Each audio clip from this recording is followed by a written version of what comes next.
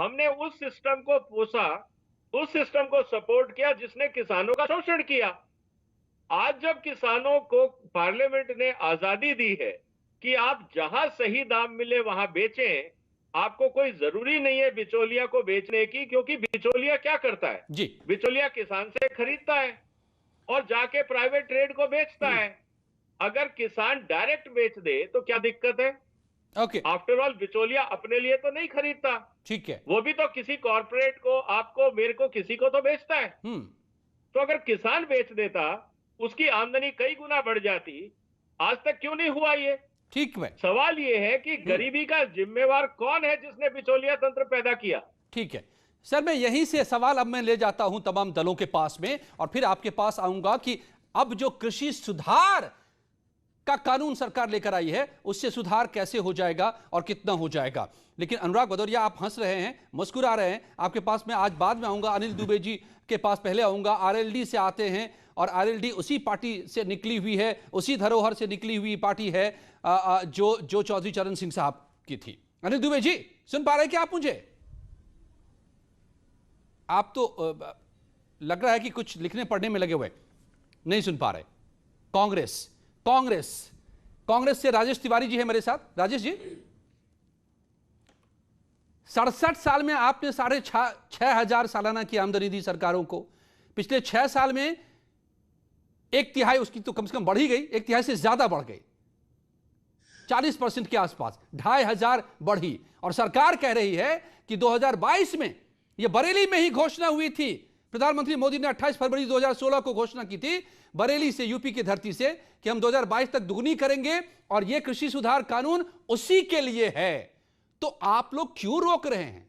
असली मसीहा अगर सरकार कह रही है कि हम बनना चाहते हैं, किसानों को हम उनका हक दिलाना चाहते हैं, तो आपको क्या तकलीफ है? क्यों इतना बड़ा घमासान मचा हुआ है? आपने तो 67 साल में 6,500 दिए साल के। देखिए, मेरी बात सुनिए। दरअसल समस्या यहां इसी बात की है, ये लोग जो कानून लेके आए हैं उससे किसानों की सिर्फ अवनति होनी है। और जो किसान बात कर रहे हैं, आप जाके देखिए, जो किसानों के मसीहा बन रहे हैं, ये कारपोरेट घरानों की गोद में खेल रहे हैं। एक्चुअल में इनके साथ समस्या क्या है? किसानों की तो कोई कर्ज माफी नहीं हुई। कारपोरेट अगर आप ये होते, करोड़ के पिछले 67 साल में ऐसा हुआ रहता 2014 तक कि आप किसानों की आमदनी 6,500, आज भी बेहद कम है, शर्मनाक है ये, जो कि अभी है 9,500 के करीब। बताइए, साल में एक किसान देश का औसत 9,000 कमाता है, कैसे जीता है वो? देखिए, सोचिए। और आपने तो 6,500 पर छोड़ा था उसे 67 साल में।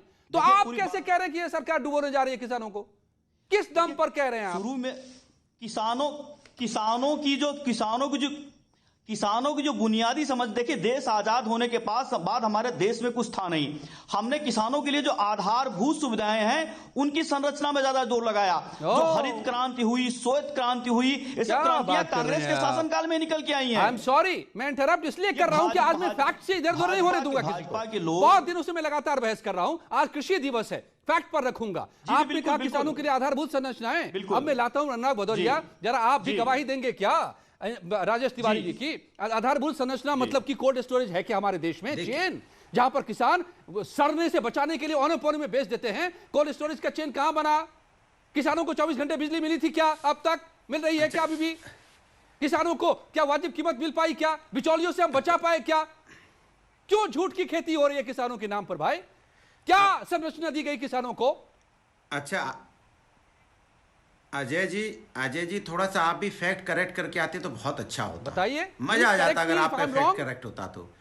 1999, सुन तो लीजिए, 1999 से 98 से लेके 2020 तक भारतीय जनता पार्टी की भी कम से कम नहीं तो 15 साल सरकार रही है। 30 साल में कहाँ आप गलतफहमी में जी रहे हैं। उसमें भारतीय जनता पार्टी ने क्या किया भाई? 7 साल यहाँ हो गए, 7 साल पहले थे, 14 साल की सरकार हो गई।